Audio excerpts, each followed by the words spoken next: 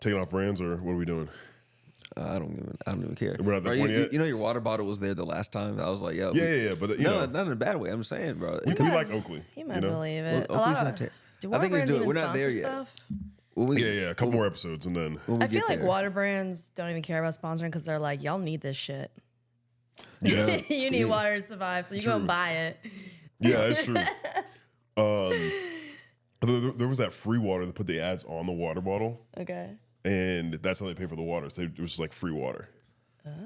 Yo, at Brand Week a few years ago, I met this dude. He has a startup, and that's what they do. They advertise on water bottles. And then he has another business where they advertise inside of fortune cookies. That is Wow. smart. Okay, And I was like, that's not bad. and they actually had like he has all that as like his. You know what he should do? He should contact like restaurants and say, "Hey, we'll give you free fortune cookies if you allow us to promote." And that's like a cost cut for them. I mean, hey, Yeah, And that's free advertising. I would do subsidize that. everything by ads. You know, Yeah. It's a barter. Good barter system. all right, cool. Y'all ready? Yeah. We're live. All right, we are. we're back. Dalmar, what's up? What's good? How We was the swapped week? seats this time. We did swap seats. I told you it feels different. I feel like Yeah, this is like it's more casual on this side. You know, I feel like this one you feel like a lot more pressure. yeah, no, I feel You like know? it's like professor therapist kind of thing. Like Yeah. I feel like I'm about to give a session. Yeah, exactly. Like I'm yeah, about to we're deliver, just like chilling. like I'm literally about to deliver a message to you all. Like yeah. you didn't ever said it felt like this. So what's the message? We got Erin here this week. True. What's up, Aaron? Welcome. Hey guys, what's up? It's so funny. You're like, oh, it's so much pressure there. I'm like, man, it's technically like it's your job to relieve the pressure for the guests as the host, the co-host. True. Yeah, that's right. Yeah. And no, the we're job. good, and it was dope. So the reason we wanted to do this, one, I think I told you about this a long time ago. Yes. you But did. of course, we'll get into like your background, who you are. But just for a lot of historical context, Erin has been a huge supporter of Cxmmunity for a very long time, both the nonprofit, the media side, a lot of our activations, and also, you know, you're the first person to put us on TV. Oh, I did. That's awesome. I feel like Cheddar is so long. That's like 7 years ago. That's what I'm saying. That's Like, wild. yeah. And that's It's what I'm been a saying. Like minute. we've known each other for a long time at this point. Jeez, And I was like, yo, wow. you literally put us on TV for the first time. And like, I remember that clip was like a cornerstone talking point for like Cxmmunity. Like we're like this new company and we're on TV. Here's why you should do stuff with us. So nonetheless, welcome. Thank you. I'm so happy to be here. This is fun. I've been seeing the clips on the gram A and couple stuff. clips, you know, yeah. a couple clips here and there. Yeah. We got to get our posting schedule down. True. Yeah, I keep missing the collaboration. Yo, I'll be texting Dalmar like an requests. hour in advance. Like, yo, Dalmar, be ready at 12. It's coming. Well, I only got 500 followers, so Doesn't I feel matter. like it's not. Doesn't matter. I'm not up there with the. No, that's not. But with collabs, that's not like. That's not like the differentiating factor, right? It's like Yeah. the more engagement you get, the more it pushes it to non-followers. Oh, so yeah, 100%. like, Yeah, so yeah. even if you have 500, Yeah. if you have like a highly engaged audience at 500, you could do wonders. That is true. I don't have a highly engaged audience of 500. I have like 500 people from like high school, but this man he's been growing his following. So. Me and Dalmar, we're supposed to be growing this thing together. I get so disappointed every week. This is crazy. I'll be looking at it. I'll be like, I'm just waiting for Dalmar to accept. But it's so crazy But you I said always do. that. Like, even though they're high school people, I have people who follow me and engage in my content, and it's like people I grew up with, and they Yeah. actually are some of the most engaged people Yeah, when like, it my high comes to school my boys, content. Yeah, they be I'm tapped not in. dogging them. I'm just saying that, I'm working on my Instagram. Okay. Okay. It's on its way. So not really we wanted to give context. The whole point of this platform, right, is one, talk about the business of everything that we do, content creation, gaming, the anime space, but also the people, right? And I think there was a few years ago, especially during the pandemic, this huge era of like esports and gaming, and a lot of us were active, like we were doing panels, and then things slowed down a little bit, right? The world opened back up, Yeah. things shifted back to a new norm, but we also want to be sure that one, we're highlighting people that have been doing dope stuff. So really just wanted to give you a platform, opportunity to share like the work that you've been doing. How did you get started? Where did you come from? What interests you in this space? And like, what are you looking to do currently? Okay, I'm ready. Let's go. Yeah. So first, UK, right? Oh, yes. So what about UK? Was gaming on campus while you were a student? No, it wasn't. I was just a typical athlete.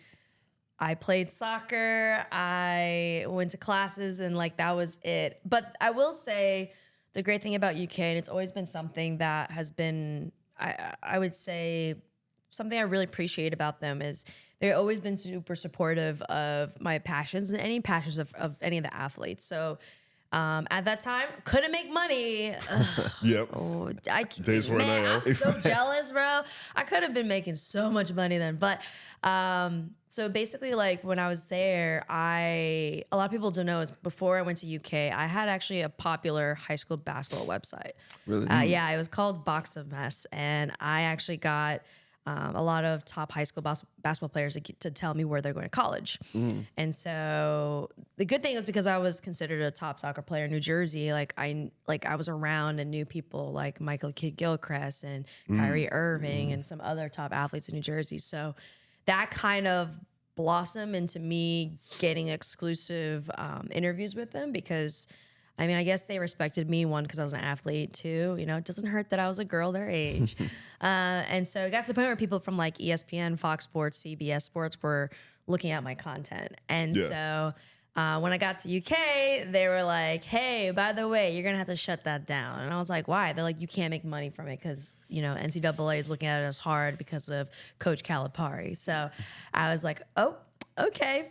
So, but then they gave me an opportunity to cover media and do sports media at the university. So I actually was part of their first broadcasted practice, and it was with the championship team. So Anthony Davis and the rest of them. So it was so they did help me in some ways, even though couldn't make money back then. Supported the best they could. Yeah, and they're like, hey, we're gonna take away opportunities that'll make you money, but we'll find other ways to help elevate it. Yeah, that's dope. I mean, it seems like I know there was Destroying had like a very similar situation, right? Of, you know, you've created this platform that is valuable, and then all of a sudden the powers be say like, hey, you can't do that anymore, right? Yeah. Which, you know, like could have blossomed into something more, but obviously it, you know, continued. You got the other opportunities at UK, so that's good. And then I think, you know, later on going to like Cheddar, was that like the first thing you went to afterward, or other spots before? So funny enough, a lot of people in gaming don't know this, but like I've been working in the entertainment industry for 15 years. So I started when I was 17. So after college, I was a sports journalist at the Wall Street Journal. Did that for a bit. And then one of my mentors, his name is Mike Hill, has been mentoring me since I was a kid. He actually got Jamel Hill to mentor me as well in college. And so they both were like, yeah, journalism's kind of dying, so you should maybe pivot. So I made a pivot. And so I went to a music media platform. I went to Revolt TV. I worked there. Then eventually from there, I did some ad agency work. Didn't really like that experience. And then eventually after that is when I got to Cheddar Esports. So it was a little bit of a journey, but before Cheddar Esports, it was just a lot of behind the scenes work that I was doing essentially in the entertainment industry. Yeah, that's dope. Now I was gonna say, so at the time, wasn't Cheddar supposed to be? It was the first like dedicated gaming. Was it 24/7? No. So basically, it was a prominent esports and gaming channel, or sorry, show. It was a show. Yeah, at the time, but it wasn't. It was just for like a 1 hour like slot, an hour and some change slot. So before that, you had just like Cheddar News, you know, typical Cheddar stuff, and then later you had us at the end. Cheddar Gaming.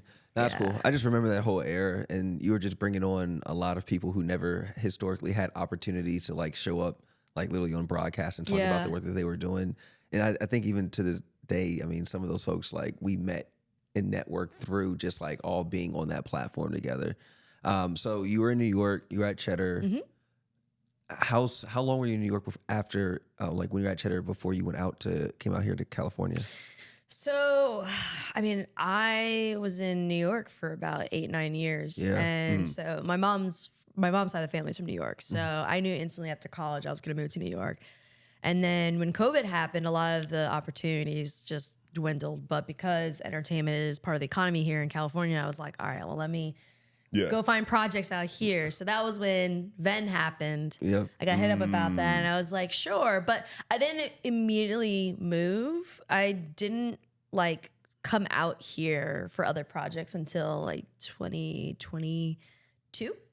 Yeah, 2022. Okay. So it was like, it took a very long time for me to be like, okay, yeah, I see there's a lot more projects and work opportunities out there. But I still have my place back home. But I was just like, okay, I need to expand myself. And I never expected to ever be here, to be honest. I thought I was gonna always be on the East Coast, especially in New York. I was like, me too. And that's what it was. It was Venn. They were supposed to be the 24/7, Yeah. dedicated gaming network. Right. That's what I'm saying, bro. There was a point in time in this country's history where esports and gaming was like the thing to be in. Yeah, and bro, 2019 to probably 2022, bro, 2023, like hundreds of millions of dollars were thrown. Yeah, everyone, the idea was first billionaire in gaming, right, or esports, right, and then obviously kind of all came crumbling down to a certain extent. And you mentioned you've got Cheddar, you've got Venn. We obviously had G4 that came up afterward. Do you have like a diagnosis on like why each of those like didn't succeed in the way maybe they should have? Yeah, I think ultimately, like, a lot of those platforms are just trying to be too much for too many people, right? Like, are you going to be focusing on a hardcore audience, or are you going to focus on casual, right? And I felt like they were trying to do both. And you got to be one thing before you can be something for everyone. 100%. But part of the conversation we had at Venn, shout out to the rest of the talent team. They're all very awesome. We said, hey, let's not focus on hardcore audience. Let's actually focus on general audience, because there was such an interest for the gaming space, but a lot of people don't really know like the basics of gaming. And there's so many people who game that like they may play video games, but they don't know like mechanics and all these different terminologies and stuff like that. But they enjoy it. And I was like, there's so much more value marketing towards them, because one, they got buying power. No offense, but there's a lot of kids in gaming who can't buy anything, and the people who do game who have spending power, they're like 30 years old or high 20s or 40s, and they actually tend to spend less time gaming because they have real life things to do, but they do have more spending power for other things outside of gaming. So we said that we should focus on that, but I think that they're trying to be focused on hardcore and really casual audience, and that's just where it went downhill. Yeah, I think it makes sense to me. Like NBA on TT, right, is like the most well-regarded basketball show on the planet, and Charles does not watch a single minute of basketball, right? Like Shaq is on there like talking about his rings, like not talking about the games, but people tune in just from the entertainment side, right? Like the basketball nerds out there, they can find their shows that are going to like provide them all statistics, all those things, but I think I would agree with you that like that more of like entertainment for casual fans seems a lot more, geared to have longevity, right? So, yeah. And there's like the strong assumption that just because so many people play video games that they all want to consume gaming content in like a very parallel nature. But I was like, it was a very bad 1+1. Like that actually, it never equaled 2 for like a lot of the folks that asked for money, whether it was in esports or for like professional teams, and then especially from a content studio perspective, because again, it's like the audiences are so segmented, and there's so much nuance that a lot of the programming was just like very general, and it felt like, to your point, it spoke to everyone, but it spoke to no one at the same time. Yeah.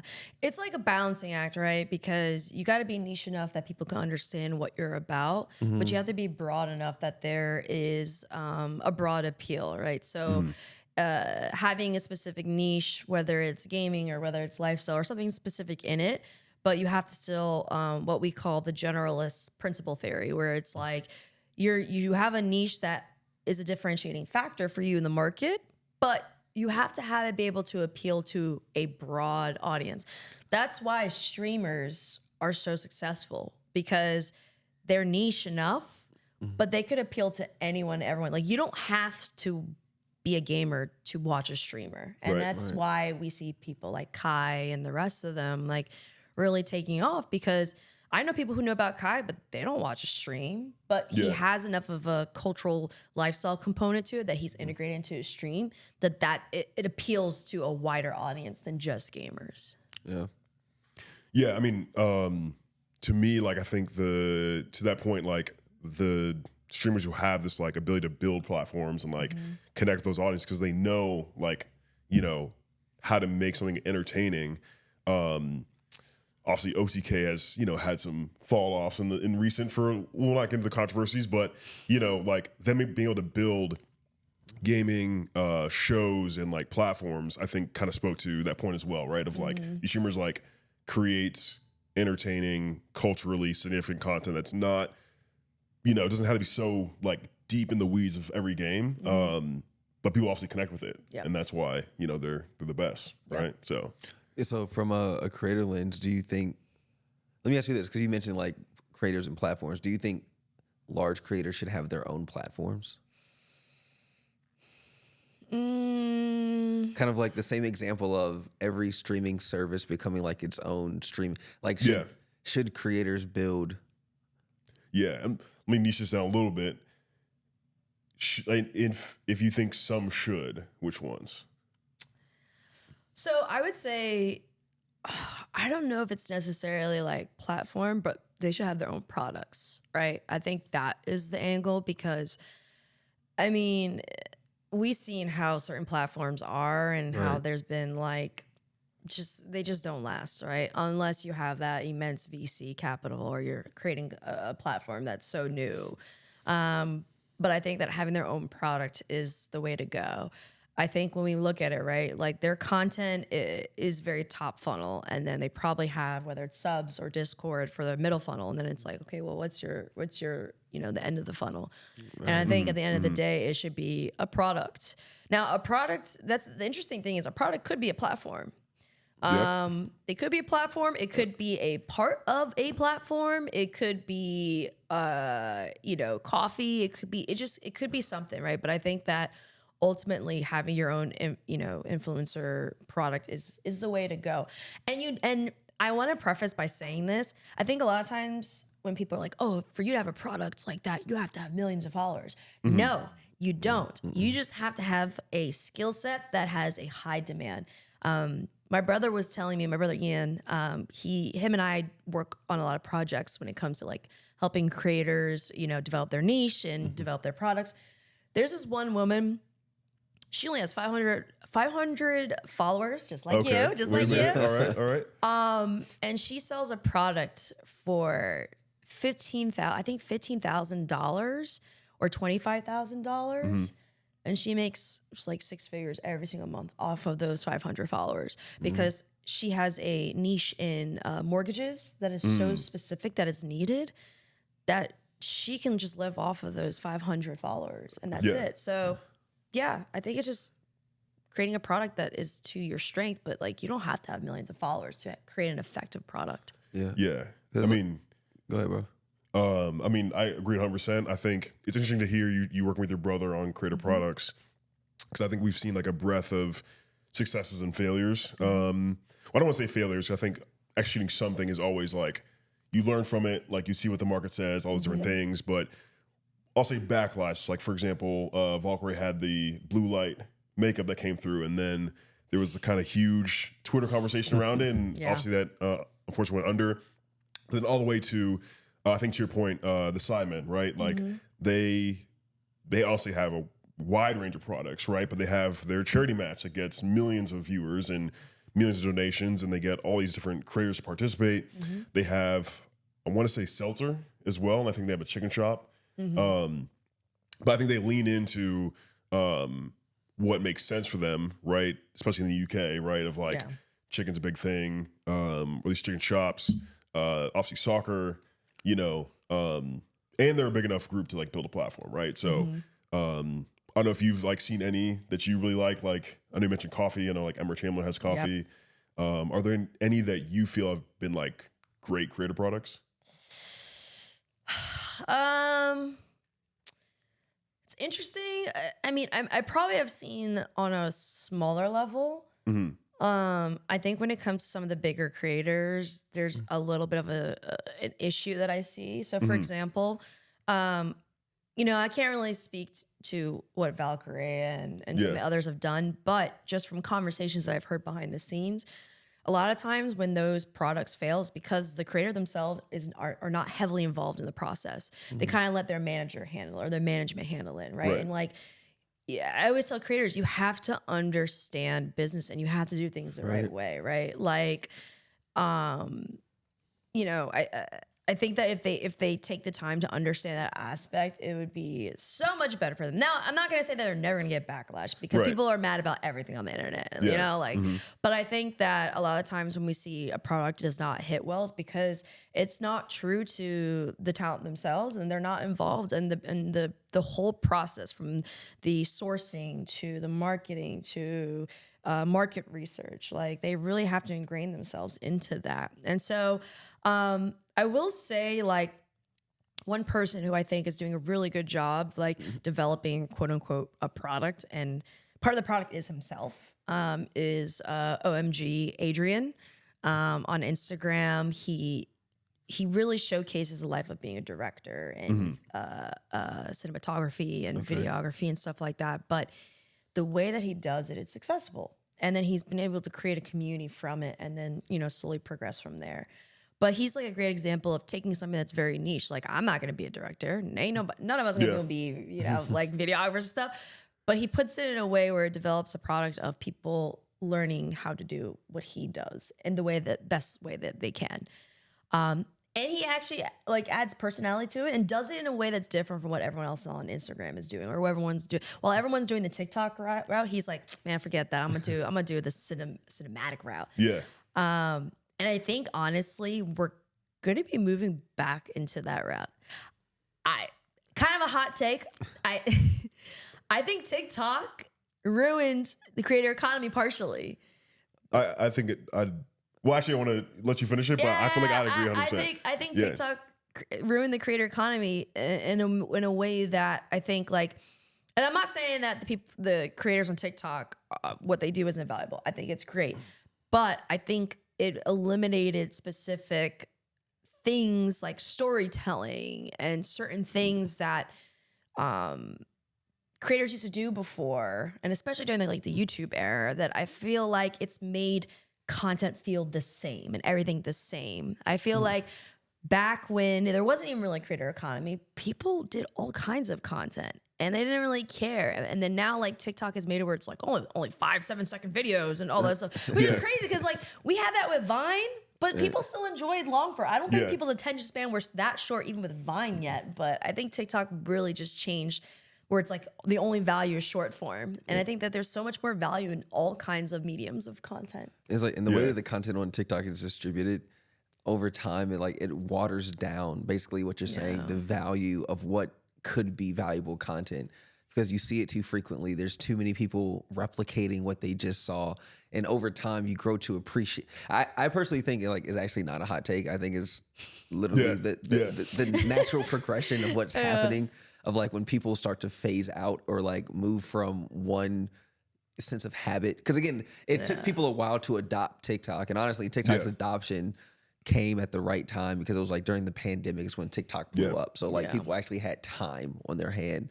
And I think, the value of creators over time will unfortunately go down as the value of impressions go up. And it's the same thing that happened in like traditional media of like, brands wanting to get as many impressions for as little money as possible. Yeah. Right. And the technology just allows them to do that without investing in what has to be like original.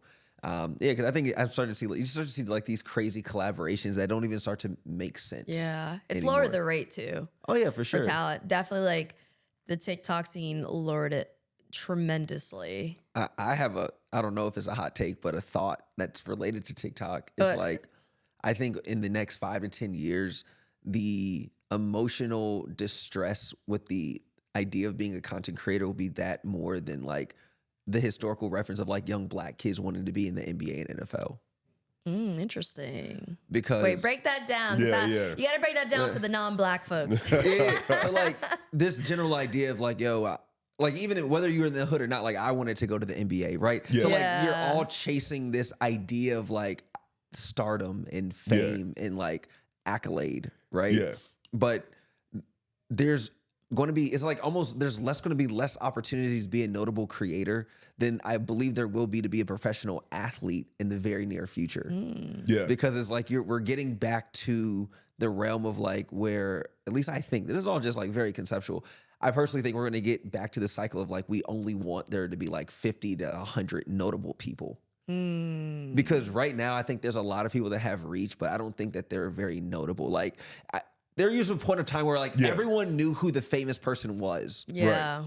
Whether you were on the internet or whether you were an athlete, like we all knew Scottie Pippen, we all knew Matt Damon. Right. Like, but like Yeah. right now there is a lot of people that know like this one person. Yeah. And then there's other people that like I've never even heard of I've not even heard of Kick. What are you talking about? Yeah. Right. Yeah.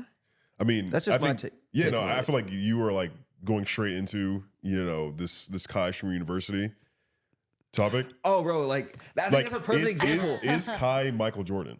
No, like he's literally that is like if you think of like a bell curve, right? Of just Yeah. like inception to like peak. I think it's literally the equivalent of like the air movie. Like Kai is going to set the standard of what it's going to be like a global superstar from a content creation standpoint. Yeah. Right. And so the equivalent, I think, that like is literally what you're saying. So now that you have this figure, now there's a North Star to chase after. And it's taken a very long time, especially in the content creation landscape from a multicultural standpoint, because Right. the non-diverse version of Kai is Mr. Beast, right? So like, or like, who are the other dudes that they got like $100 million to build a facility in Texas? Was Dude Oh, Dude Perfect? Perfect. Yeah, Yeah. like so Yeah. like those examples already exist on the other side, but like we never had those examples for us. Yeah. Interesting.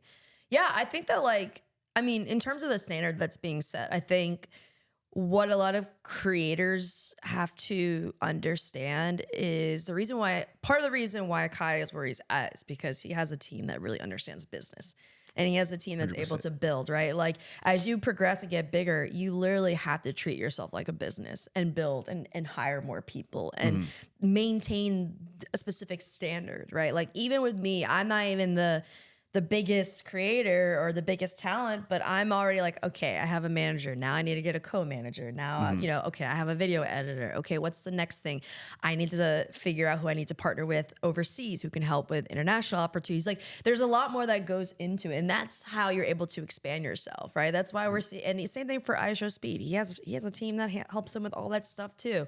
And what I truly believe is the talent that are going to the creators and talent that are going to really elevate are the ones that literally treat themselves like a production company. Like that's An agent, they're going to be it's agencies. an agency essentially. Like it's like they're like that's what Sidemen's doing basically. They're like a creator CAA in the sense that they're developing multiple products that align with them as creators, but then are hitting different communities, different targets, and creating additional revenue for them to then build more businesses and build more. And from there, it's just like a conglomerate essentially.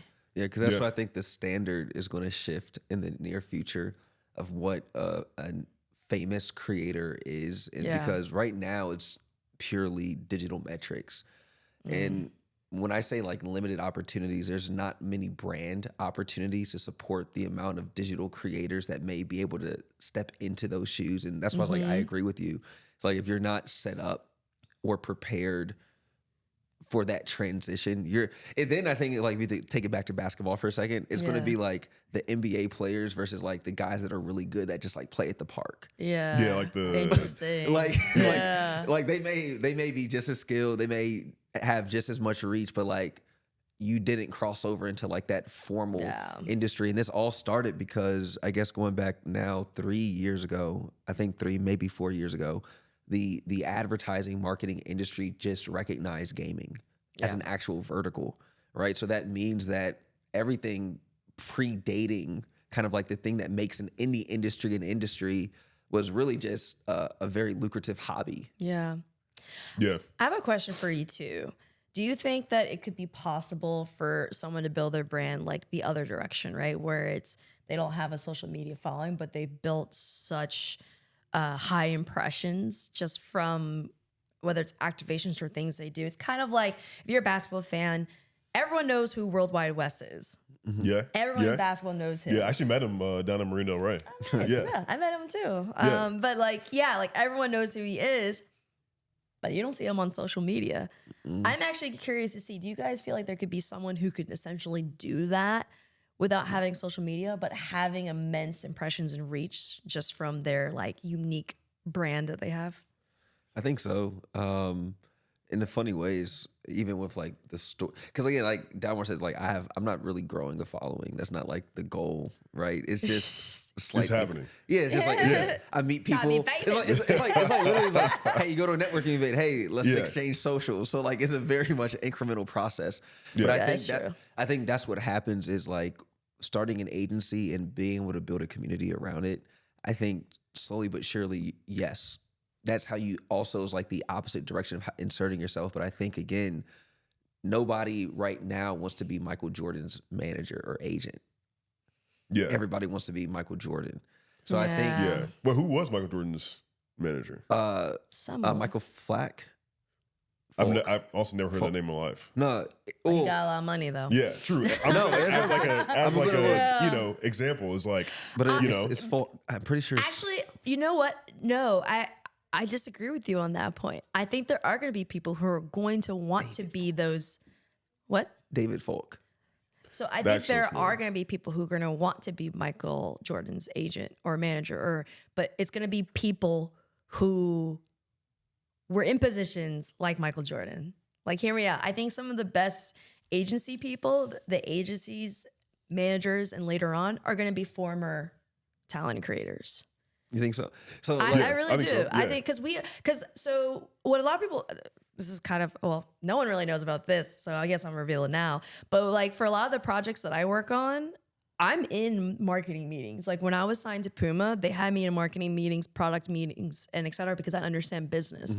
And so I was helping them like understand certain things from like the gaming side, or like sometimes agencies hire me to literally look over ideas and say, is this going to work for gaming or not? And I'm going to be like, this is absolutely terrible. No.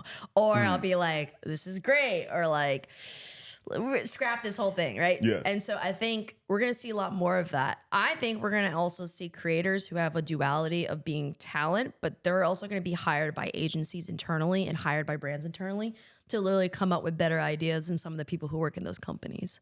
yeah. yeah, It's gonna be a division for sure. I think it's gonna fall down to like individualism because the real Yeah. question is like how many of these people actually want to be real entrepreneurs?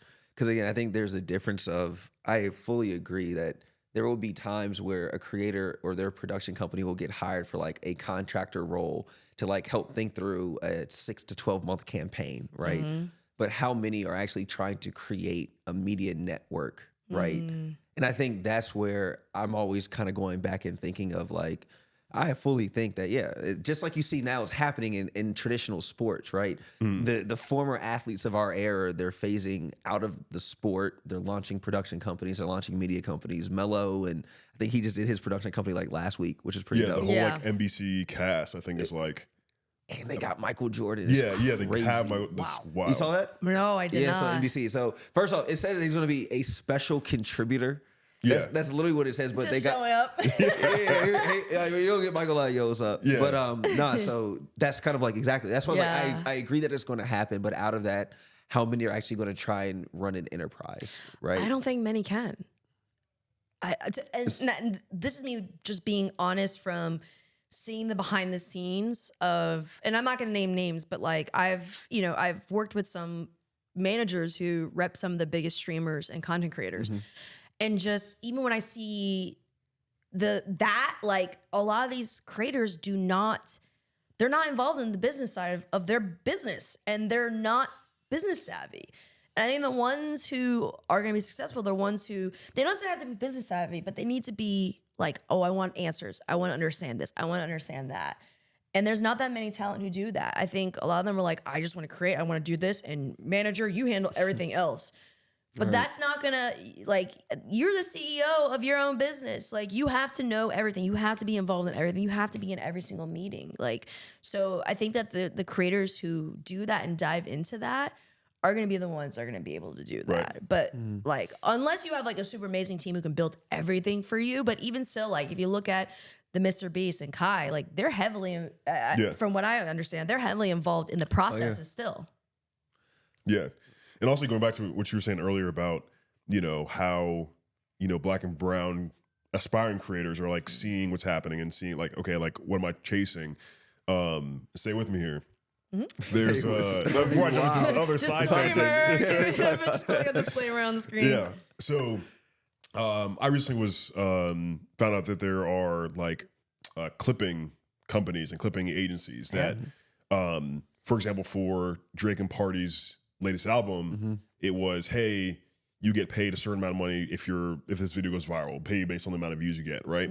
And so even if you're seeing, as the layperson on TikTok, you're seeing all these like videos on TikTok about this album or about this creator, that's not necessarily organic, right? It's being flooded because people are paying, because it's, I think it's a low CPM at the end of the day. Right. Yeah, you could do like $1,000 for like crazy impressions only. Right. And like, so you're seeing this and like, oh, wait a minute, like there's so many people who are, making clips and viewing these creators when at the end of the day, it's not organic, right? Yeah.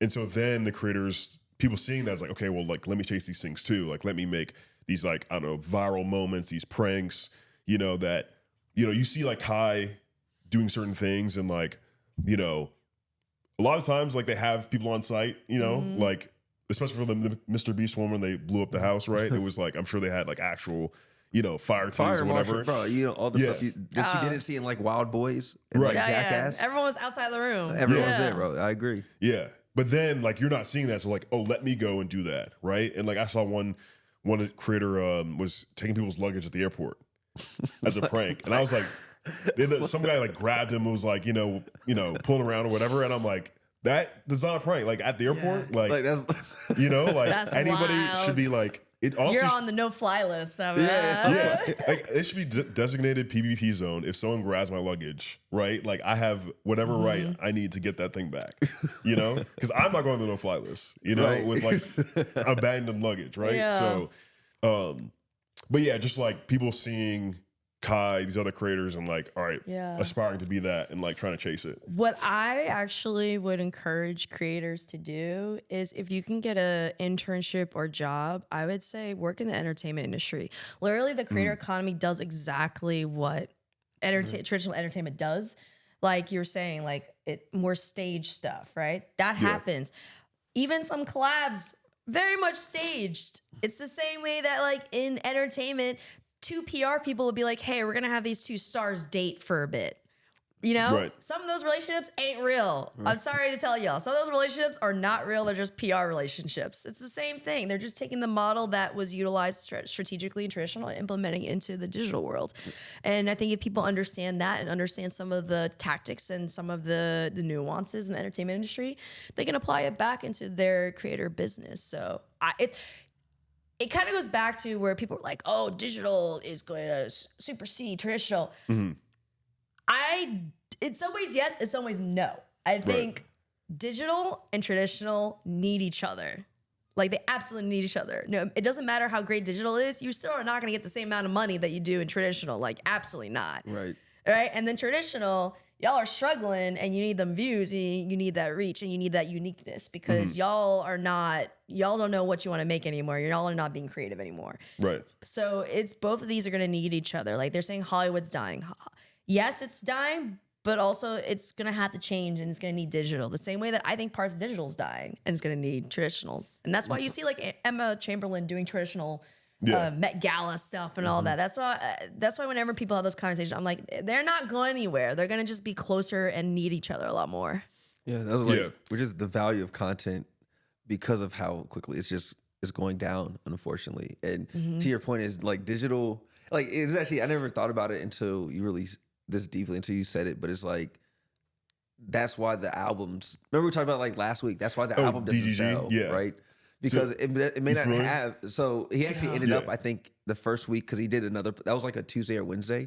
And then like by that Friday, he did another post. It was like maybe 12 to 1,500. Yeah. So his album was coming out, but he was one of the ones that did do a clipping like campaign. So you saw the clips everywhere, clips going viral, whatever. But within like the first few days of the album release, he did a video that he did 400 album sales. Was for like the 400. Like there's no 1,000 behind it. Just like 400. like actually It's 400. 400. Yeah. So And like your Instagram had more. yeah, than him. exactly. Oh yeah. wow. Yeah, I could have got like Bro, that ass, Instagram, All the listen. homies probably could have we could have got you there. You know what I'm saying? And mind you, he has Wiz, I think Tyga, Bia, Wow. like all these features, like every song. And so we were talking about it last week, and the reason I bring it back up is because we left it at 400, but another video came out, and that's why I said he was like somewhere between like 1,200, 1,500. Let's just call it 2,000, right? Okay. To round up. It is interesting, bro, because you would think from the amount of impressions that, because I was just thinking about this the other day, and I'm like kind of rambling because I was like, yo, you triggered a thought. Yeah. Impressions aren't the same as what they used to be in traditional media, right? And this is known knowledge. So I'm like, I'm not trying to make that the point. But like when you think about like, at a certain point, in order to get an impression, you physically had to get in your car and like go to a movie theater, Yep. right? And buy a ticket. And that was the impression. Or you had to schedule your time around to watch a TV show at a specific point in time. And now it's just a 3-second scroll through on a page. So it was like the emotional, that's why I say like, I think the value is going to go down sooner than later, because I think you're realizing it's like the emotional attachment isn't even there To short form. to short form. There is Yeah. emotional attachment to long Yeah, form. because the long form, again, it gives you that ability. And then also these creators, they're everywhere, but they're nowhere. Yeah. Yeah. Right? It's like, and I think it's that missing link. Yeah. But I think like even when you see, but then it's interesting, but because it's like it's all in hubs. 'Cause Yeah. it won't happen in like a major mall, but it will happen at like Complex Con. And so I don't know how it's going to pan out, but like I think you made a really good point before Yeah. when you brought that up. Yeah, I think likely for bigger creators in the Drakes and Kendricks of the world, right? It's beneficial for them to be I can't think of the word, but basically everywhere, right? These clips that people keep seeing, right? But for somebody who's not that level to get a few clips, that's not enough, Yeah. right? Like you need way more than that to derive any sort of value. Yeah. Yeah. I think that like when you're looking at clippings, right? I think it should be less about like the impressions and more about the awareness, right? Where it's like you may not convert over to whatever you're trying to do from like a product sales perspective, but at least it's like grabbing awareness, right? Like for example, if I created a new digital series, I would use the clipping service and target it and find the right people who put up the content for whatever it is, right? Like if I'm making a travel show, I'm gonna clip in and make sure I pay a Instagram account that has 1 million followers. So it's like you got to make it very specific. And I also think with DDG, I mean, it doesn't help that he has like the negative PR going on right now. Yeah. Oh, That true. was 7 days before. Yeah. So that also think probably he's just- contributed to all of that too. Yeah. It was Series of probably unfortunate rumblings events. then. And like we just didn't know about the rumblings because Yeah, true. Yeah. Yeah, I think to both y'all's points though, that in the case of DDG, he's probably better suited to like build, especially since he like recently became a streamer. Like he was a YouTuber before, and like more recently started streaming. Like build your presence first, right? And then maybe 2-3 years down the line, after you've like really gotten into the scene, the culture, whatever, maybe at that point you capitalize on it, right? But like to jump in immediately, kind of with like my hot take is, let me know it's a hot take, is probably a lot of his viewers are likely just Kai's viewers that were looking for other people to watch, right? Interesting. And so unfortunately, right, he hasn't developed that strong community yet, right? People who would like go get his album when it comes out, right? Yeah, it's like I think it's interesting because I won't even call it rebranding. I call it brand adjusting. Like as you grow as a creator, you constantly are going to have to adjust your brand. You're going to constantly have to adjust certain aspects so that you can increase your numbers, you can increase impressions. Like every successful creator has done a brand adjustment. And I don't call it the only people who've done rebrands is usually people who are like, they're problematic in the past and they're like, I'm a better person. Yeah. But like, I think like now some are, some actually aren't. yeah. But I think like it's all about being adaptable. You have to adjust. So like you were saying, like, okay, he only had 400. Okay, so how are you going to adjust your brand to start building loyal fans that you're not aggregating from everywhere else? Yeah. That will want to buy your product. Right. I guess baseline question: what even for a creator, right? Yeah. What even defines a fan? It's a weird question. I think that's what I've been like trying to figure out like people are like, yo, I have all these fans on Twitch. I'm like, how do you know that they're fans, bro? Like, yeah, I call them supporters. but I think this is the business nuance of why the creator economy has to figure out. Because I think a supporter and a fan economically supports you as a human being. Like a fan buys a LeBron James jersey. Yeah. A supporter talks about LeBron James in the barbershop. Yeah. But also, I mean, both are needed. You need that word of mouth marketing. And that's another thing too. Word of mouth marketing actually is so underrated now during this content creator economy conversation, because like people think like, oh, if I have 1 million TikTok followers, like, okay, brands will work with me. Yeah. Bro, there are people who have millions of views and they're broke and they don't have brand deals. That's what I'm saying. So like that's the interesting part of what I'm saying. Is like you can have millions of supporters and be broke. You can have very little fans and be wealthy. Yeah. So I'm like, in this creator economy, like if I'm a content creator, I'm going to be focused on generating fans. Oh, and maybe fans are the byproduct of supporters, right? And a lot of people may have supporters that never convert over. So like, what is like that defining thing of saying like, yeah. I mean, I feel like Twitch is a good barometer, or at least Twitch subscriptions, right? Because I'll watch Kai streams. I think that's a great, like, that's literally, I think that's a perfect answer. Yeah. Like, I'll watch Kai streams and I'll see, I pay for Twitch Turbo. So, you know. What is that? It's basically like YouTube Premium, so you don't get ads on across the whole site. Oh, I got you. He's fancy. Yeah. I just don't think they don't want to promote it as much because they do want you to sub to the, streamers. But I see so many people like, oh, hey, can someone gift me sub? Can someone give me sub? I don't want to get ads, right? So to me, that person is probably more on the fan side, right? Like, they could be, you can have a Twitch account, I think, when you're 13, right? So, like, maybe they just don't have the money to buy it, and the parents won't buy it for them. But if someone's not willing to pay $5 per month to, like, reduce ads on the streamer that they really enjoy, I'd put them in the fan side, right? And then once you're able to get the first threshold of $5 a month, that's, like, I think the first leg to, like, supporter. I like that. So I agree. And I also just want to play devil's advocate. Okay. I think we have to even define it even more because, okay, you know how like when you talk about fan, you're saying that they convert, they engage, they're active, right? But sometimes the, what's the word for it? The lurkers actually may be the biggest fans and the highest spenders, but they don't really engage with your content. And they don't really sub and they don't like, but if you say, hey, buy this shirt, they'll buy this shirt. So there's like even an extra layer that we have to consider where it's like, even when we talk about conversation about engagement, that's what every brand said, engagement. Yeah. Okay, what do you mean by engagement? Yeah, like what does that even mean? Like what does that even mean? Because like what if you have videos that only get 2 comments, but then you ask me to sell a product and then it's sold out. So how do you even define that now? Like it's just so much nuances now. And that's why I would say like it's going to be a journey for creators. Yeah. So like here's the thing, is creators are going to figure it out for themselves or a bunch of people are going to figure it out on their behalf. Right. Yeah, true. Like 100%. It's gonna be like that cut and dry. Yeah. And that's like we talked about this. I think maybe early on, like week 1 or week 2, we did this. I really want to track how the Tone product is doing for AMP. Yeah. Because I think they're a great example to kind of see and figure out, like are these things converting? Because I think like they would be the one that if it would work, it would work. Oh yeah. Yeah. It kind of goes.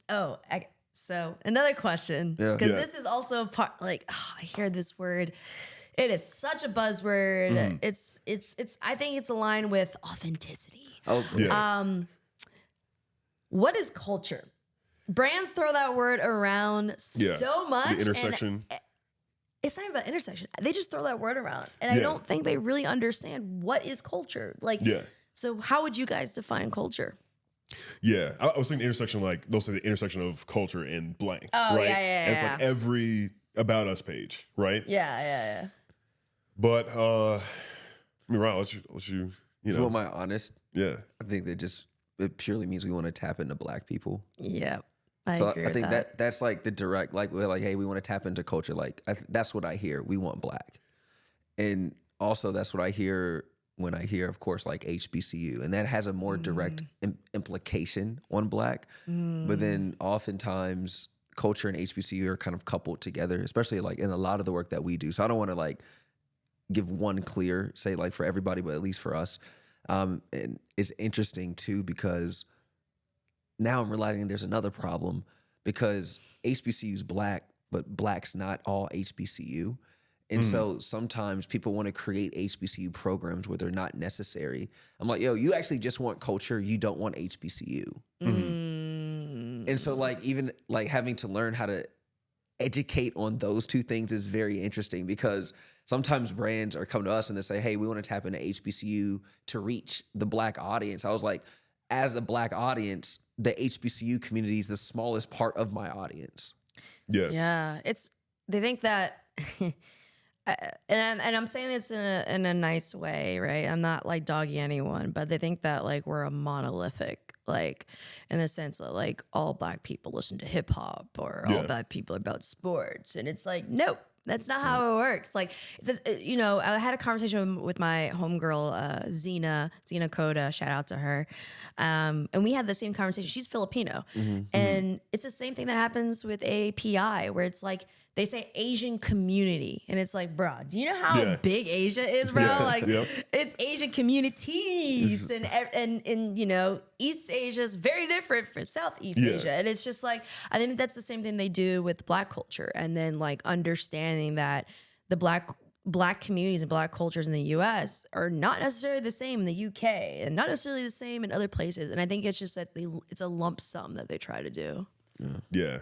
I'd also give it the kind of context of just trendy, right? Is like, you know, you'll see that intersection of culture and blank on an About Us page, and you'll go to the team page and you don't see that same culture on the team page, right? I made this point before, but when Kendrick dropped GNX, he had the mustard line, I forget which song it was in, and Heinz made like Heinz mustard, like the thing. And I'm like, to me, that is trend, right? If I'm thinking of Heinz, if you're trying to get more to, maybe you're like working with like, you know, Black barbecuers in Texas, right? Who are more into heavy metal than they are to rap or jazz or whatever it is, right? That to me would be a brand really diving into the culture and being a part of it, right? Doing the Heinz mustard is just like, you want to trend on Twitter for a bit, you know, and maybe more people buy yellow mustard. I don't know. And that's the challenge. It's real versus reach right now. And Heinz mustard, Kendrick is reach. Yeah. But I think hopefully sooner than later, this period ends, because reach ultimately equates, like there's no true conversion just to say that you reached a bunch of people. Well, funny enough, I think it's starting to go in the opposite direction already. Like if you focus, there actually are some brands that have literally predominantly cut their digital ad spend and are focusing just more on IRL. And how I view IRL is, I think IRL activations are a lot more niche than digital, right? Where you're focusing on a specific community, it could be specific area, specific city, right? Like if you're gonna do activation in New York City, you're probably not gonna do entirely the same one in Atlanta, right? So I think that we're starting to see how like sub communities and subcultures are actually gonna be the pop culture. I think, and it's nuanced, where it's like, it's the same way that like, when we talk about engagement, what's actually more important is like shares, because like your friends are DMing each other, and then they're gonna have conversations and be like, you see this crap, blah, blah, blah, blah, blah, blah. Right. Whether it's good or bad, it's still happening. Engagement. And it's like, we're gonna see that aspect of the DMs and digital world, and it's gonna be more of those pockets of IRL. So it's already happening. Yeah, no, that's cool. Yeah, I've worked with a brand in the past who they were overwhelmingly focused on in person, because their product in history was not like the leader in its category. So to see it in person today, you look at it, you touch it, and you're like, wow, this is so different. I'd actually consider it now, right?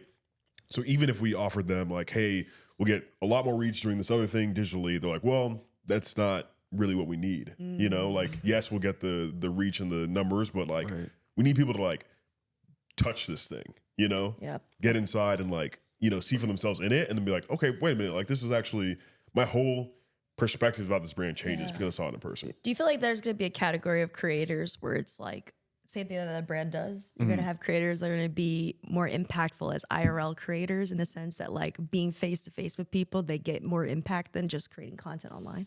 Yeah, but I think that those creators would have to be labeled as like practitioners, because the only time you ever leave your house to observe anyone or something else is like they're significantly like professional athletes and artists. Like you would go to like a comedy show, but like these are people that like actually they're practitioners. So like those that are literally putting in real work, yes.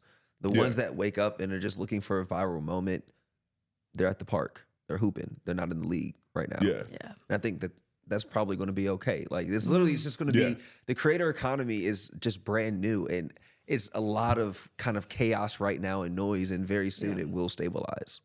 Yeah. I mean, I feel like that fits what you're talking about, right? Like you think about, I don't know, Dave Chappelle, right? Like he doesn't necessarily have an online presence. I mean, he could, like if he wanted to, but like his value is going to see him in person. Like obviously, nowadays you can see him digitally, but like, people in those fields are more valuable because of like what they do in person. And they could create online too. Like there's a lot of obviously like Angel Reese, a lot of other athletes as well who are creating content, but like they're gonna be way more, impactful and valuable in person. That's what I'm saying. Which is interesting, like until the internet industry is tied to something that is like valuable to massive society. Like right now, like the internet is not like an industry. It's I don't know how to, like even the right word is like it's a tool, right? Yeah. And where the people that are highlighted are those that exist in like industry, right? Whether that's in finance or in entertainment or sports, whatever the case may be. And I was like, we have to figure out what is that vertical within kind of like content creation and like how do we label it? But it will never be valued the same because it is it's democratized. Like, and that's why I was like, I think that's where, because like if I'm a brand marketer now, to a degree, yes, I think I would have a digital strategy. I would probably have a paid media strategy.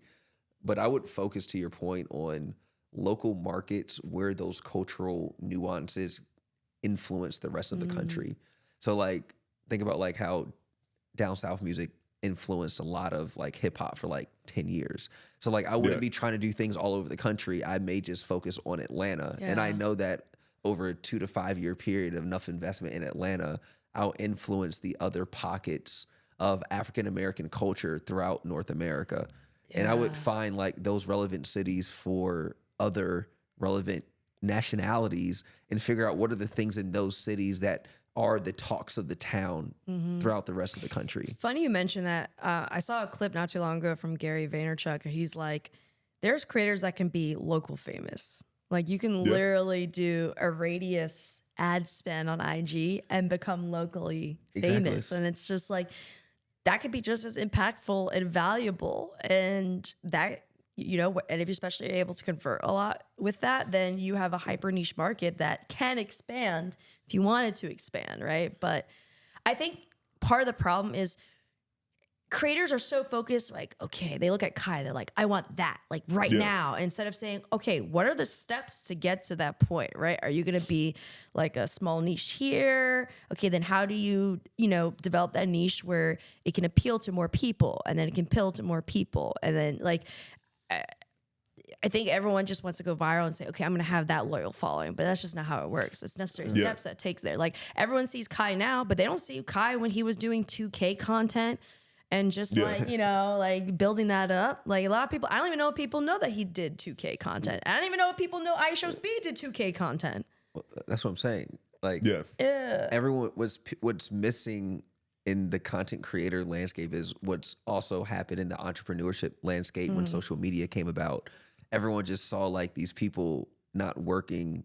How are you traveling all the time? You have nice cars. People are like, yo, I just want that. Yeah. But a lot of people didn't see the bottom of the iceberg type stuff. And what I'm saying is that's why I think there's going to be more crash outs as it relates to content creation than there will be for like sports, because the volume is so much larger as well. And there's no barrier to a content creator. Anyone can feel the right that they deserve to. But like, yo, you're like, bro, you know, you're not going to the league.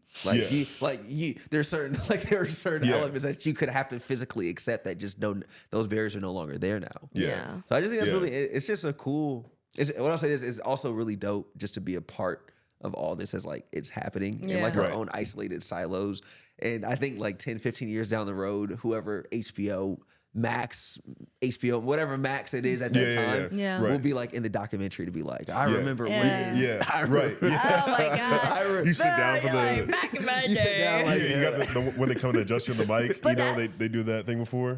Honestly, okay, it's so funny that you mentioned that because I had a conversation with someone and I was like, everyone sees value in Gen Z, which of course they should from a marketing perspective. Gen Z's, Gen Alpha, and then Gen Beta and all that stuff. Honestly, my counter is the most valuable demographic is actually millennials. Oh, for sure.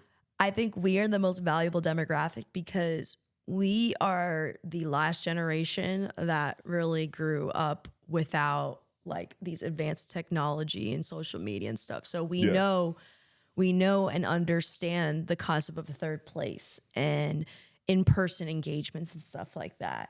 But we're savvy enough that we can understand the Gen Z TikToks and the slang of skibbity toilet and all that stuff. You know what I'm saying? So it's like, I think our generation is going to be the most valuable generation and the one that's going to be the most needed when we look at the advancement and growth of the creator economy, because there's still going to be a necessary importance for IRL. There's still going to be a necessary importance for digital.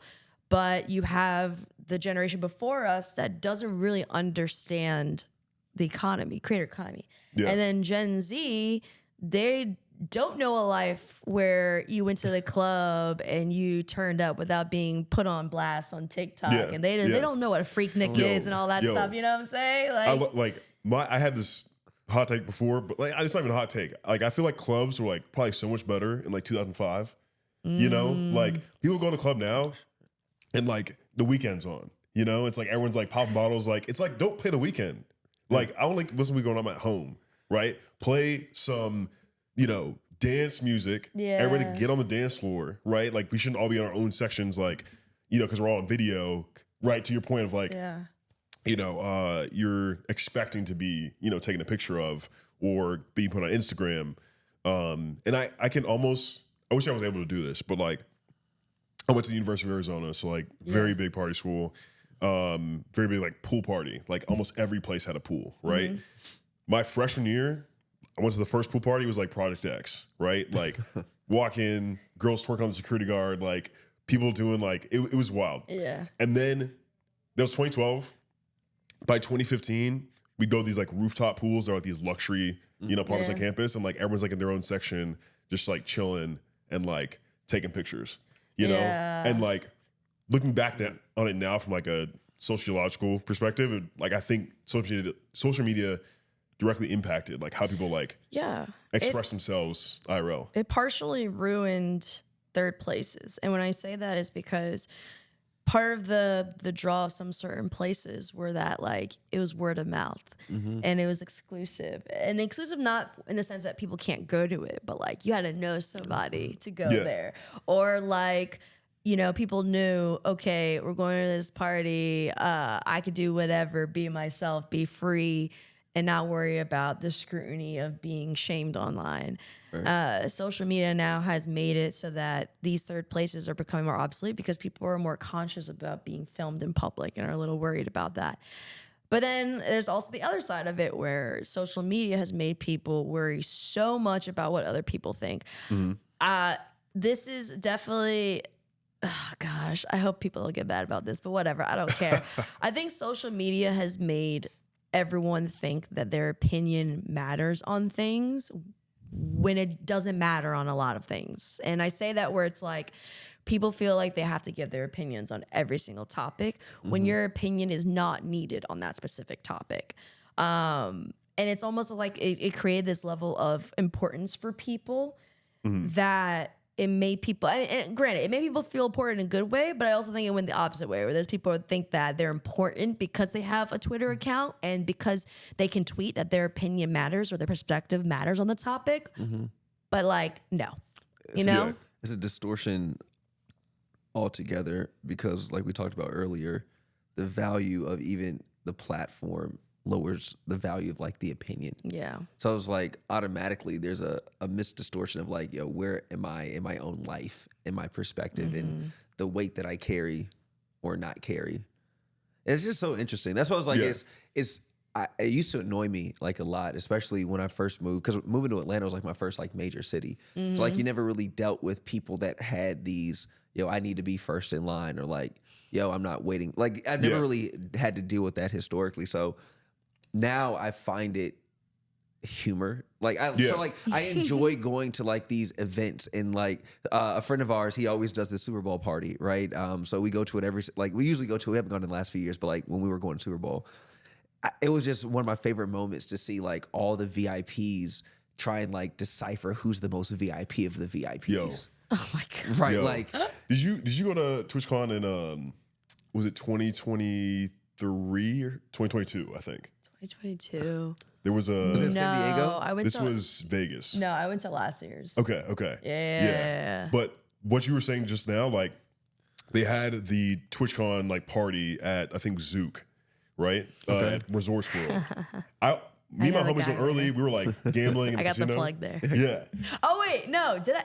I think I did. Was it It was like was it the what's that high end brand? It was their party, right? oh yeah, it was Razor- Dolce and Gabbana. Dolce and Gabbana. Didn't I see you there? Yeah, Dolce. Oh yeah, we were there too. Yeah. Okay. Yeah. So we were all there. We were all there. Wait, take that back. I was there. Okay. I was yeah, because there. we Yeah. had pizza in the lobby. That's Like, true. Okay. Yeah. Yeah, shout out to SM. Thanks, girl. Yeah, that sounds dope. But so I got there mad early. It was at the casino gambling, right? We get in line, we're like first in line, right? Chilling.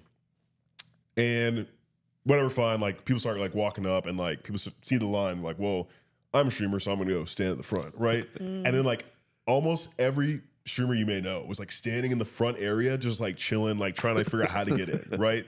And like kudos to the people at Zook, they obviously have done this so many times. Like they came to us first, gave us the stamps, and then they were letting people in. It was like, all right, everyone's stamp, go, right? And then all this like running up, streamers like running up. Oh yeah, we're like whatever reason to give of like I need to be the one to get like in, right? Like it's me, like I am the most famous person here, one. you know. And it was just like, you know, from an observational standpoint, I'm just like sitting back and like I don't care, like we're all getting in at some point, like. But it was like very interesting to see like every person, right? You know, like I'm this important to get in. I know it happened in San Diego too, at the Phase party. the Travis Scott, yeah. Everyone's trying Like, to it go was up. a big thing. I remember it vividly. Like XQC was having a hard time getting like it was like the big names, and I was like, yo, this is probably looking back at it, it's gonna be like the largest social experiment ever. Yeah. Bro. But that's because it's because I think a lot of creators don't understand that like to be a household name is not the same as it used to be. Like Michael Jackson, everyone knows who Michael Jackson is, right? Yeah. But now everyone to have 1 million followers, everyone can have 1 million followers. Any And person, you anyone. could be a household, but in a specific household. Doesn't mean you're in every household. So it's funny. It's like, do you know who I am? And some people can be like, nope, no, I bro. don't. No. I don't. We need to get back to the A-list, B-list, C-list, like Yeah, A-list. interesting. It's an unpopular opinion, but I'm not mad at it. Yeah, Like, like if It helps. if everyone knows this person's name, like Rihanna, like Because to your point, Yeah. like hypothetically speaking, say it was like an A-list person, right? Hypothetically speaking, that was up there. yeah, I would even be like, bro, you can go in front of me, bro. yeah, Because we understand. Like, Like, Right. I would say Kai is A-list. oh yeah, for He's sure. the A-list But again, streamer, like yeah. he's crossed over. Like Yeah, he's crossed Like over. he's crossed over. He's low-key won. Like thumbs up to my boy. Like, Yeah. like he he's won. there. He's yeah. there. Yeah, But like he won. as you go down the line, right, of like maybe you know that face, you can't place a name, right? It's like okay, like you're down to C. Now it's like, man, they seem familiar, but like I really Yep. are they famous? You know, now you're like dropping lower. That's right? like 80% of it though. Yeah. That's like the 80% of it is like I've seen you somewhere. Yeah, I think I have, maybe. You know? And I think it's always interesting too, because I actually just ran into Chris Rock like 2 days ago on the promenade. Just chilling, like I think it was like Nike store, whatever.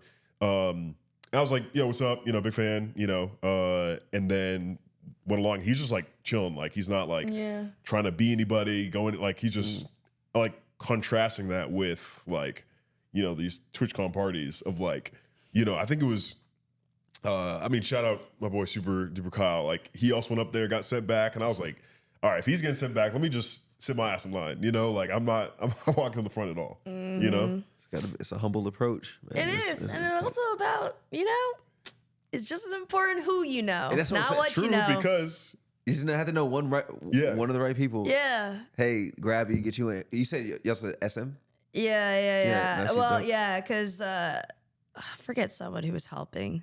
There's something I don't remember exactly what I did, but I think I helped with something. But yeah, I was at Zook, and it was interesting because like, I don't know. It's so fascinating when like I don't know if you guys get this, but I definitely get that sometimes where it's like I'll go to some of these events and same thing where it's like, oh, people have millions of followers, but then they'll see like me like walk up and then go in. But It's a wonderful feeling. it is, Yeah. but that's because like for places like that, I actually get to know the security and I get to know the people that people don't yeah, care about getting to know. And that's the secret. If you want to get into places, become friends with the bouncer, become friends with the security and the bartenders. Yeah. They're the ones that can help push you past along the line. yeah. This- There's actually there's a book. I forgot the name. It's like The Third Door or something like that, where this guy talks about like, you know, you can wait in line. That's like the first way in. You can pay the bouncer, right? It's like the B door, or you can have the cook open the side door for you, Yep. right? Let you in the back, and then you like get in, right? And like, obviously, one sucks. You're like waiting in line. Two, you got to be rich, like spend this money. But if you know the right people, then Yeah. that's the way in. And I think that's part of the problem with like social media. Like all they care about is like the person with the big numbers, the person with big numbers. And like I always tell people, and this goes back to what I said, this is why you need to work in the entertainment industry. Some of the most influential people do not have social media or barely have any Yeah. followers. And like you could be completely ignoring that person, but that could be the person that opens up the door for everything. It can literally be the person that like if you want to collab with this big creator, they'll look to that person to say yay or nay. And I Yeah. think a lot of times because social media, they assume that the person who has the biggest following has the most power. And in various cases, that's not it. That's not it. most cases. Yeah, Yeah. I would say like 95% of the time. Well, yeah. I agree with that. I definitely agree with that. It's like, but no, it's cool. And it's like as we're doing this series, first and foremost, the point of it is to bring on practitioners. That's the whole point. Like, Love it. Yeah, there's a lot of this with people that just talk. I was like, there's very people that have done, right? And I think that's like very, very important. Like, have done deals, have been creators, have been entrepreneurs, have succeeded, have failed, have bounced back, doing it all over again. Like we're all kind of like in that same space. And so the more we can talk about it, I think just honing in, it's because the confusion is still confusing to a lot of people. Like if you're not in the business or if you're not in deals, it's still confusing Yeah, it to is. understand like where you fit within like this thing called like life's value chain. And a lot of people are extremely valuable right now, and they may be working towards wrong goals based on what is perceived to be of value. And that's why I was like, I think again, I pray as many people that should be and can become notable creators and make a living out of it. I pray that that's the case. This is not supposed to be a pessimistic podcast. The idea is that just like people that wanted to go to the NBA, it's knowing that there are alternative routes that you can take to still stay as close as you possibly can to the thing that you love the most. And I was like, that is more so like what we like to focus on and like talking through. Because again, there's not a lot of places where you can get that information. Yeah, and it's also like determine, do you want to be famous or successful? Because that doesn't, one, you could be one and not the other. Yep. yeah, And one of them has guaranteed longevity. Yeah, success. Yeah. Right. And like, I think that is the ultimate goal is like, how do we help people be long-term successful? And I just pray that people stop chasing fame because again, because of social, the value of fame itself is going down. 100%. Yeah. Like Yeah, even being, that's what I was like, we were Yeah. talking about before the podcast. I was like, bro, watching Entourage makes me so sad because like we literally live in an area right now where fame actually almost doesn't even matter.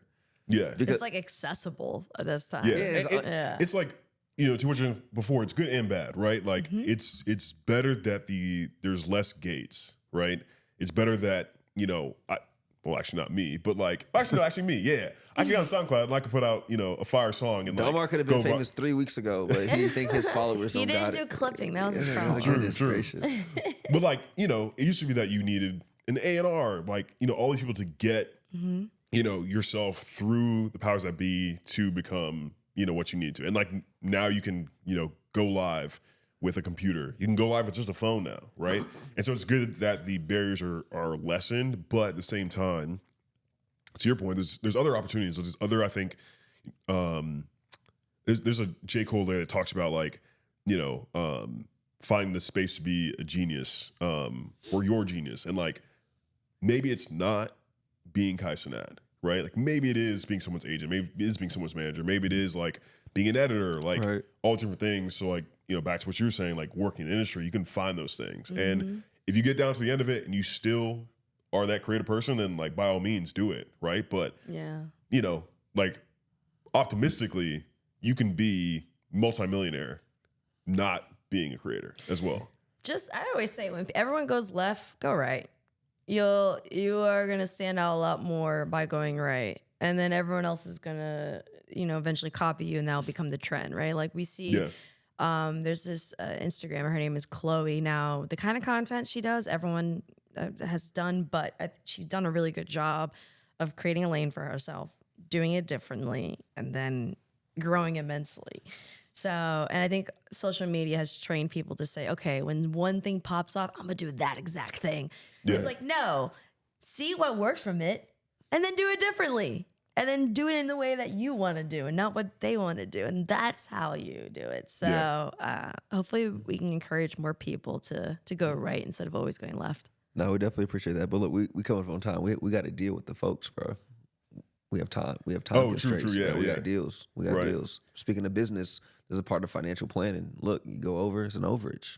That's We're true. not budgeting. So let me ask you this. How can people stay in touch? How can they find you? Oh man, do I want to be found? Drew, after this whole conversation, I am no longer on the internet. I am no longer on social. Find me IRL.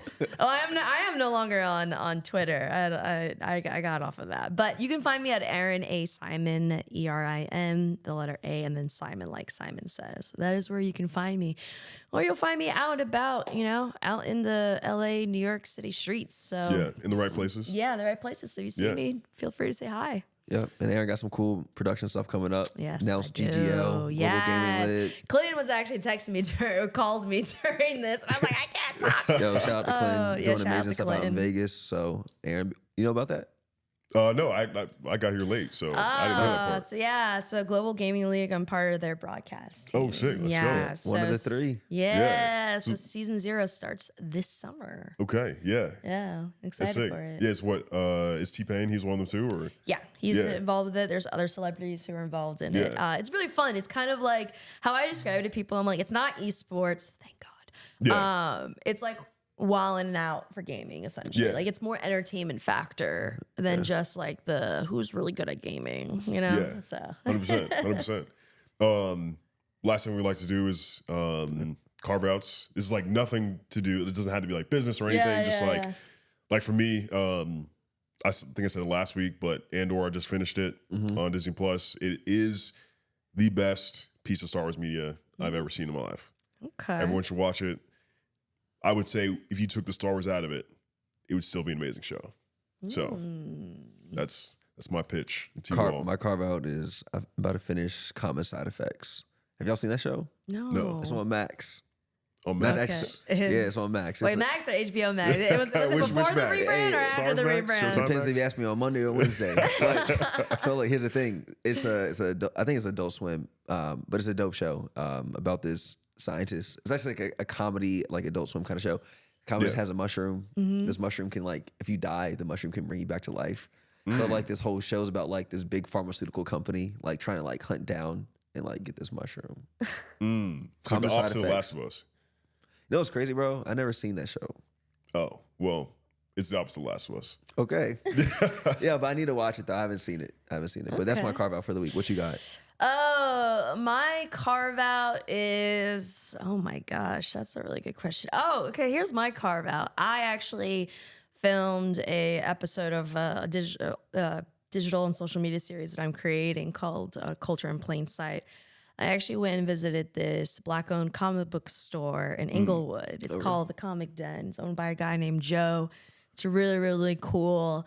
I came across it because my friend Cheyenne, who has her own comic books shop show coming out. So I went and checked it out. It's really cool. I've seen that advertisement for that on the shop, the comic. Yeah. That's the same shop that you're talking about? That's Cheyenne's show. But that's the actual comic book store that you went to? Well, not that one. That was I think that was another place she filmed at. But, I want to meet your friend. But she put a clip up about it, and then that's how I came across it. That's what I'm saying. I want to meet your friend. Cheyenne? Yeah. Oh, okay. You know, because I've just been seeing ads about this on social media. Like this comic book, it's literally like my take. Yeah, it's like The Office, but blackened in a comic book. Yeah. Okay. It was a big. There's a big campaign push. There's a lot of people. Like I'm genuinely behind I'm it. interested in something like that's cool. Yeah, they just finished filming. Like people like Kira Please is part of it. Who else? Alana Pierce, I think, is a part of it. There's a bunch of people. It's really cool. Yeah, it's a black comedy, like in a comedy. I was like, I gotta check this out. I gotta check it out. Yeah, that's sick. Well, no, this is dope. We appreciate you. Yes, thank you. But look, no last thoughts. We about to get out of here. We over our time. But we were over our time last week and the week before too. I mean, it's good. Until they come back in here, right? Like, no, we got to go get them. True. Well, I feel like they should come get us. Like, if it's like they really beat down the door if we gotta get out of here. No, we out here, y'all. Thank y'all. Talk to y'all later. We out. All right, bye. Peace.